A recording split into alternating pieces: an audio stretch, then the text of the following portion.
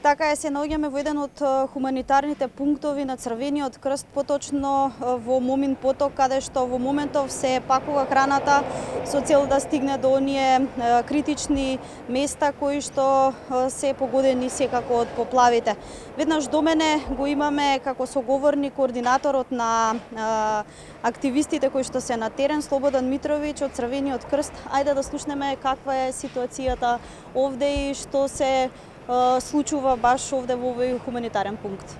Така, како што можете да видите, во моментов активно се работи на припрема на пакетите со храна примарно и на останатите донации кои што доаѓаат и преку фирмите и преку граѓанските иницијативи со цел да што побрзо со теренските возила и со товарните возила на Црвен крст се однесат на лице место најблиску до загрозените лица.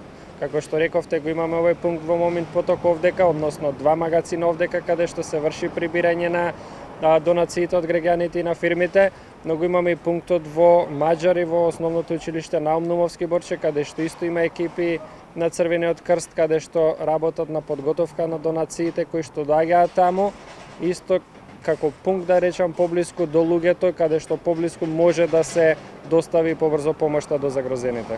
Ја знаеме ли бројката колку пакети досега еве во теков на денот се донирани или ќе се донираат до оние подрачја кои што се загрозени?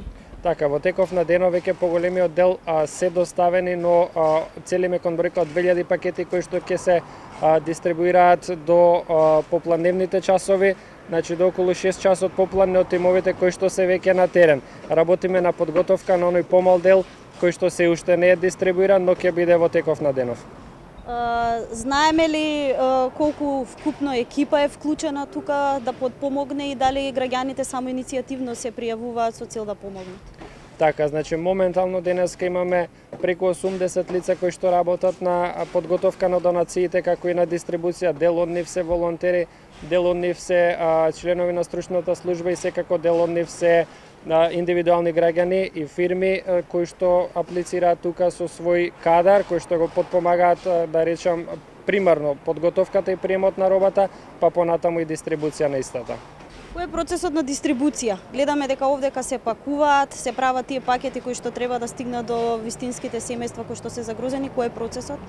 Така, моментално на терен, реонски се врши дистрибуција на робата, па ќе речам примарно на најзагрозените семејства, потоа и на сите останати кои што се зафатени од поплавите. Генерално се врши дистрибуцијата на територија на цела територија на општина Газибаба, како и останатите места кои што имаме индивидуални пријави на граѓани, како и од државните органи кои се всушност загрозени, каде и колку се загрозени. Тежнееме да задоволиме, како што реков, примарно на најзагрозените, па понатаму и на секој еден.